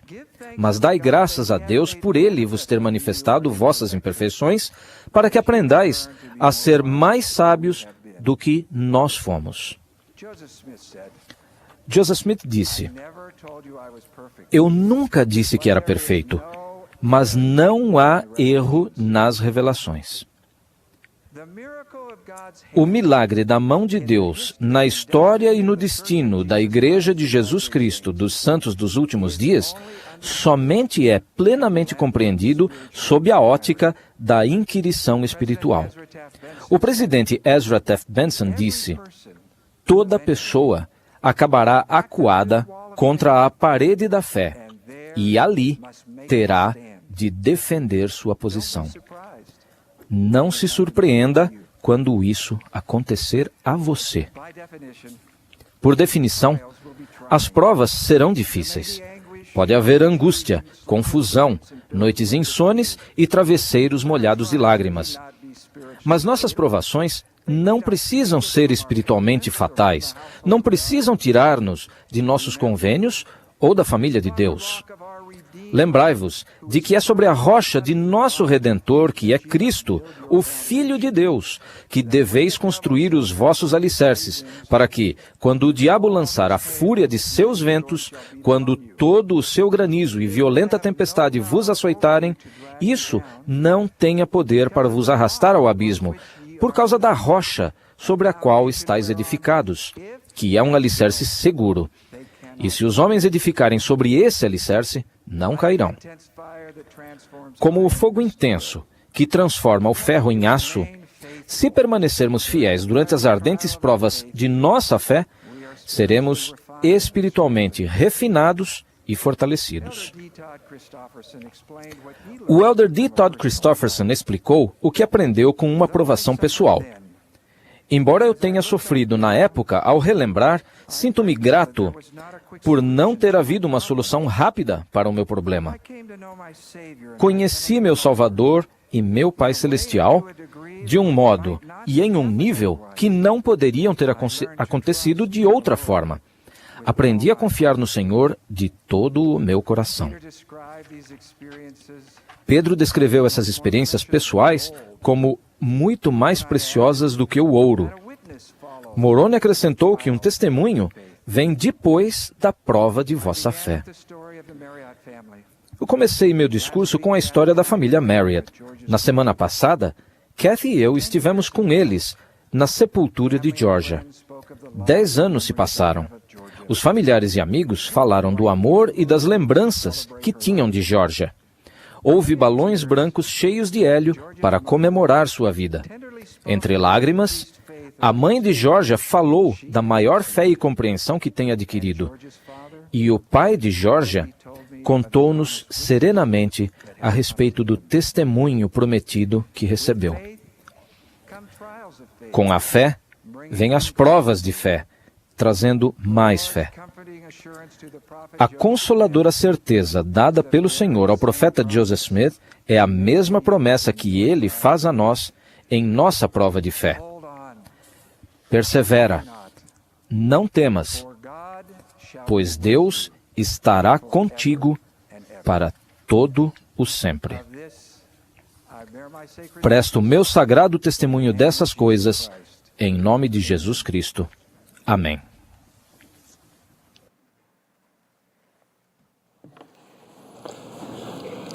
We express our deepest gratitude to all who have spoken.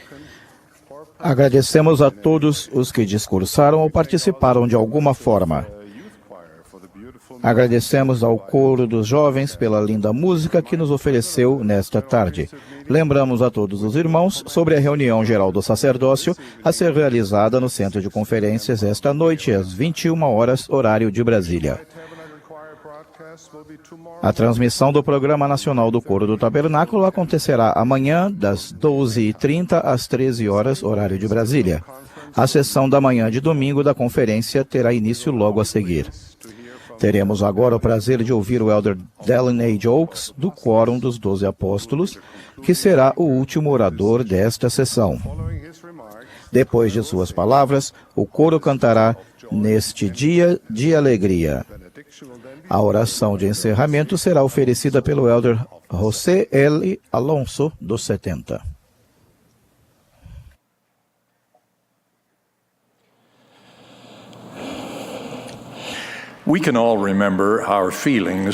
Todos podemos lembrar os sentimentos que tivemos quando uma criancinha chorou e nos estendeu os braços pedindo ajuda. O amoroso Pai Celestial nos deu esses sentimentos para impelir-nos a ajudar seus filhos. Peço que relembrem esses sentimentos enquanto falo de nossa responsabilidade de proteger as crianças e de agir em favor do bem-estar delas. Falo da perspectiva do Evangelho de Jesus Cristo, incluindo o seu plano de salvação. Esse é meu chamado. Os líderes locais da igreja têm responsabilidade por uma única jurisdição, como uma ala ou estaca, mas um apóstolo tem a responsabilidade de testificar ao mundo inteiro. Em toda a nação, de todas as raças e credos, todas as crianças são filhas de Deus. Embora eu não fale em termos políticos ou de normas públicas, da mesma forma que os líderes da igreja, não posso falar em favor do bem-estar das crianças sem que haja implicações no tocante às escolhas feitas por cidadãos, líderes públicos e funcionários de organizações particulares. Todos recebemos do Salvador o mandamento de amar e cuidar uns dos outros, especialmente dos fracos e indefesos. As crianças são extremamente vulneráveis. Elas têm pouca ou nenhuma capacidade de proteger-se ou de suster-se, e pouca influência em grande parte do que é vital para o seu bem-estar. As crianças precisam de outros que falem por elas, e precisam de outros que tomem decisões e que coloquem o bem-estar delas acima dos interesses egoístas dos adultos. No mundo inteiro, estamos chocados com os bilhões de crianças que são vítimas de crimes e do egoísmo de adultos maldosos.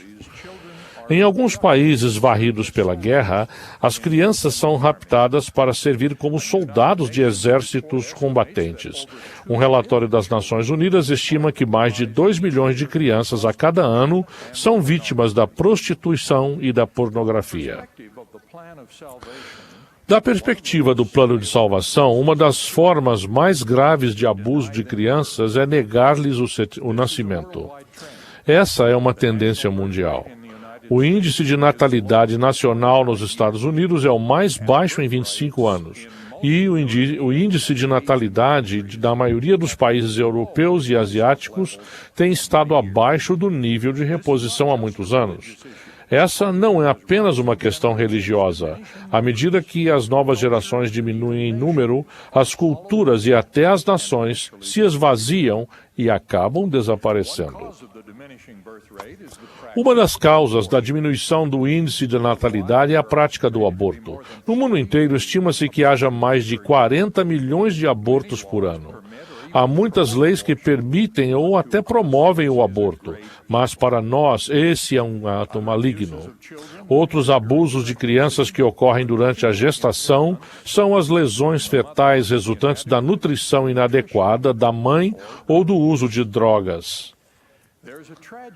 Há uma trágica ironia na multidão de crianças eliminadas ou lesadas antes do nascimento, ao passo que inúmeros casais inférteis anseiam e procuram por um bebê para adotar. Os abusos e negligências cometidos contra crianças depois do nascimento são mais visíveis ao público. No mundo inteiro, quase 8 milhões de crianças morrem antes do 5º ano de vida, a maioria de doenças cujo tratamento e prevenção são possíveis. A Organização Mundial de Saúde relata que 1 em cada 4 crianças tem o desenvolvimento mental ou físico prejudicado devido à nutrição inadequada. Por morar e viajar em muitos países, nós, líderes da igreja, vemos muito disso. A Presidência Geral da Primária relatou que existem crianças vivendo em condições que estão além do que podemos imaginar. Uma mãe nas Filipinas disse: "Às vezes não temos dinheiro suficiente para comprar comida, mas tudo bem, porque isso me dá a oportunidade de ensinar meus filhos a respeito da fé." Nós nos reunimos e oramos pedindo ajuda e as crianças veem o Senhor nos abençoar. Na África do Sul, uma líder da primária encontrou uma menininha solitária e triste. Em suas tímidas respostas a perguntas feitas com amor, ela disse que não tinha mãe, nem pai, nem avó. Apenas um avô para cuidar dela. Essas tragédias são comuns em um continente no qual muitos cuidadores morreram de AIDS. Até nas nações ricas, as criancinhas e os jovens são prejudicados pela negligência. As crianças que crescem na pobreza contam com atendimento de saúde inferior e oportunidades educacionais inadequadas. Também são expostas a ambientes perigosos no meio cultural e físico em que vivem e até pela negligência dos pais. O elder Jeffrey Holland contou recentemente o que um policial SUD vivenciou. Em uma investigação, ele encontrou 5 criancinhas encolhidas num canto da casa, tentando dormir sem cobertor no chão sujo de uma habitação em que a mãe e outros homens estavam bebendo e se divertindo. Não havia nenhum alimento no apartamento para aliviar-lhes a fome. Depois de colocar as crianças numa cama improvisada, o policial se ajoelhou e orou pedindo que fossem protegidas. Ao caminhar para a porta, uma delas, que tinha uns 6 anos, foi atrás dele, agarrou-o pela mão e implorou: "Pode me adotar, por favor?"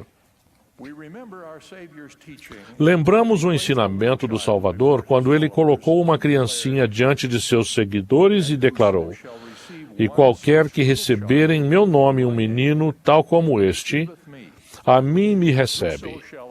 Mas qualquer que escandalizar um desses pequeninos que creem em mim, melhor lhe fora que se lhe pendurasse no pescoço uma mó de azenha e se submergisse na profundeza do mar." Quando pensamos nos perigos dos quais as crianças precisam ser protegidas, devemos também incluir o abuso psicológico. Os pais ou outros cuidadores ou professores ou colegas que rebaixam, maltratam ou humilham crianças ou jovens podem infligir-lhes um trauma mais permanente do que as lesões físicas. Fazer uma criança ou um jovem sentir que ele não tem valor, que não é amado ou que não é benquisto é algo que pode infligir danos graves e duradouros a seu bem-estar e desenvolvimento emocional.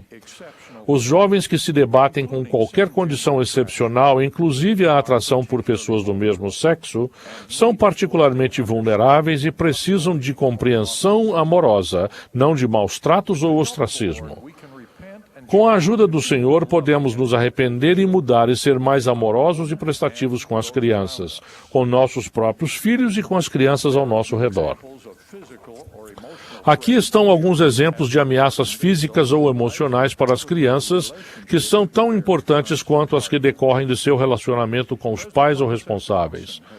O presidente Thomas Monson falou do que ele chamou de comportamento abominável e hediondo, referindo-se aos abusos e maus tratos de crianças nos quais um pai ou mãe fere ou desfigura um filho, tanto física quanto emocionalmente. Angustiou-me ter de analisar as chocantes evidências desses casos durante meu serviço na Suprema Corte de Utah. De suprema importância para o bem-estar das crianças é o fato de seus pais serem ou não casados, a natureza e a duração do casamento e, de modo mais abrangente, a cultura e as expectativas em relação ao casamento e à criação de filhos no lugar em que moram. 2 estudiosos da família explicaram: ao longo da história, o casamento foi a primeira e a principal instituição para a procriação e criação dos filhos. Esse foi o laço cultural que procurava conectar o pai a seus filhos, unindo-o à mãe de seus filhos. Em tempos recentes, porém, os filhos têm sido cada vez mais afastados do centro do palco. Um professor de Direito da Universidade de Harvard descreveu as leis e a atitude atuais em relação ao casamento e ao divórcio. A atual história americana do casamento, contada pelas leis e na literatura popular, diz mais ou menos o seguinte: o casamento é um relacionamento que existe principalmente para a satisfação individual dos cônjuges. Se ele deixar de cumprir essa função, ninguém tem culpa e qualquer dos cônjuges pode encerrá-lo à vontade. Os filhos raramente aparecem na história, quando muitos são personagens secundários no fundo do cenário. Os líderes de nossa igreja ensinam que considerar o casamento como um mero contrato que pode ser assumido a bel prazer e encerrado à primeira dificuldade é um ato maligno que merece severa condenação, especialmente quando faz com que os filhos sofram. E os filhos sofrem as consequências do divórcio. Mais da metade dos divórcios de um ano recente envolvia casais com filhos menores de idade. Muitos filhos teriam a bênção de ser criados por ambos os pais se estes tivessem apenas seguido este ensinamento inspirado da proclamação sobre a família. O marido e a mulher têm a solene responsabilidade de amar-se mutuamente e amar os filhos. Os pais têm o sagrado dever de criar os filhos com amor e retidão, atender às suas necessidades físicas e espirituais e ensiná-los a amar e servir uns aos outros. O meio mais eficaz de ensinar os filhos é pelo exemplo dos pais. O divórcio dos pais inevitavelmente lhes ensina uma lição negativa. Sem dúvida, há casos em que o divórcio é necessário para o bem dos filhos, mas essas circunstâncias são excepcionais. Na maioria dos litígios conjugais, os pais que brigam deveriam dar um peso bem maior aos interesses dos filhos. Com a ajuda do Senhor, eles conseguem fazer isso. As crianças precisam da força emocional e pessoal que advém do fato de serem criados por pai e mãe que são unidos em seu casamento e em suas metas. Como alguém que foi criado por uma mãe viúva, sei por experiência própria que nem sempre isso pode ser alcançado, mas esse é o ideal, que deve ser buscado sempre que possível.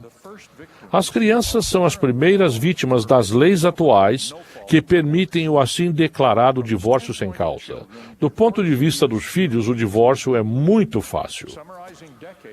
Resumindo décadas de pesquisa sociológica, um cuidadoso estudioso concluiu que a estrutura familiar que produz os melhores resultados para os filhos, em média, são pai e mãe biológicos que permanecem casados. Um colunista do New York Times observou: o fato marcante de que, à medida que os casamentos tradicionais diminuíram nos Estados Unidos, aumentaram muito as evidências da importância dessa instituição para o bem-estar dos filhos.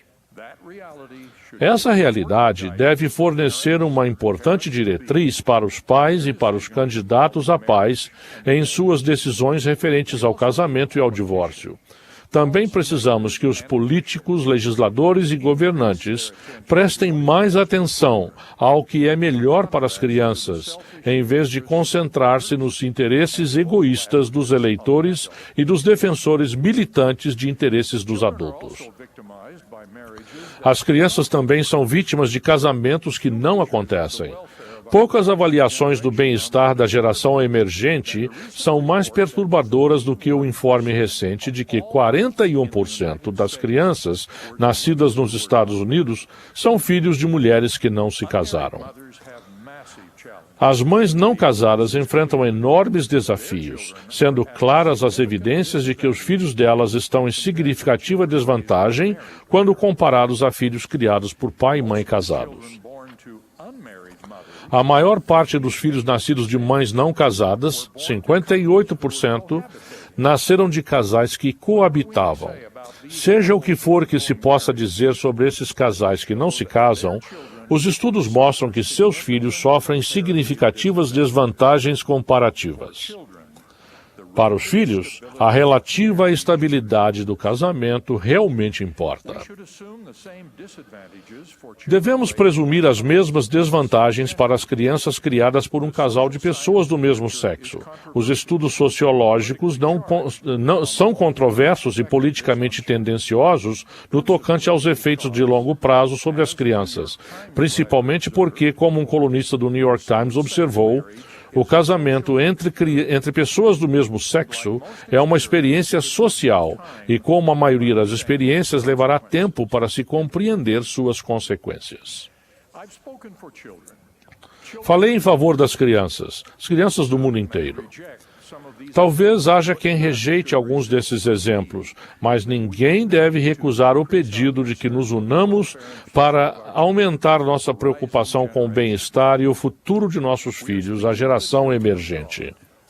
Estamos falando de filhos de Deus, e com sua poderosa ajuda, podemos fazer mais para ajudá-los. Nesse pedido, dirijo-me não apenas aos santos dos últimos dias, mas às pessoas de todas as religiões e a outros que têm um sistema de valores que faz com que subordinem suas próprias necessidades às necessidades de outros, especialmente em favor do bem-estar das crianças. As pessoas religiosas também são cientes do ensinamento do Salvador contido no Novo Testamento de que as puras criancinhas são o modelo de humildade e da capacidade de ser ensinadas. Em verdade vos digo que se não vos converterdes e não vos fizerdes como meninos, de modo algum entrareis no reino dos céus. Portanto, aquele que se tornar humilde como este menino, esse é o maior no reino dos céus. No livro de Mórmon, lemos que o Senhor ressuscitado ensinou aos nefitas que eles precisavam se arrepender e ser batizados e se tornar como uma criancinha ou não poderiam herdar o reino de Deus. Oro para que nos tornemos humildes como as criancinhas e estendamos a mão para protegê-las, porque são o futuro para nós, para nossa igreja e para as nossas nações. Em nome de Jesus Cristo. Amém.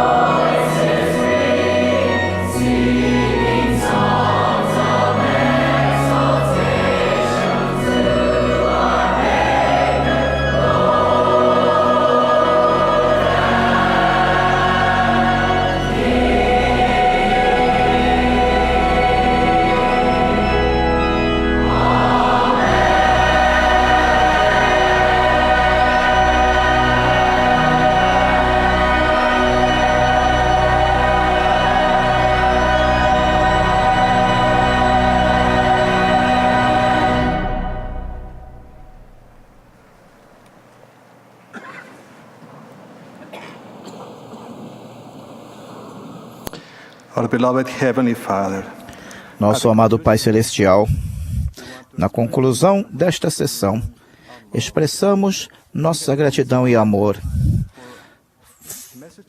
Fomos inspirados por mensagens que impactaram nosso coração. Ouvimos Tua palavra, agora sabemos Tua vontade. queremos seguir a Ti e a Teu Filho, Jesus Cristo. Nós Te amamos e queremos agir por nós mesmos,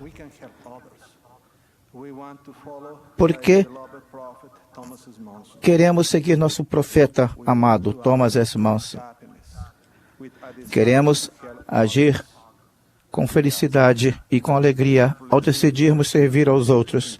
Pedimos uma bênção especial para as crianças deste mundo. Queremos ajudá-las e queremos, como pais e avós, ajudá-las a serem felizes neste mundo. Pedimos uma bênção especial para aqueles que perderam a esperança, que pecaram e afastaram Cristo de sua vida.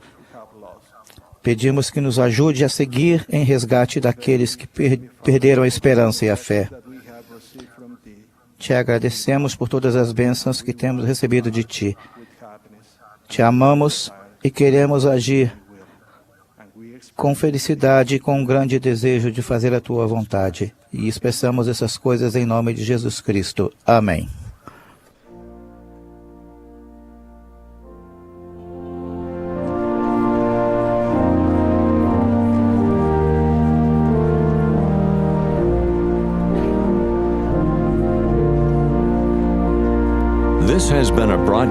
Esta foi uma transmissão da 182ª Conferência Geral Semestral de A Igreja de Jesus Cristo dos Santos dos Últimos Dias.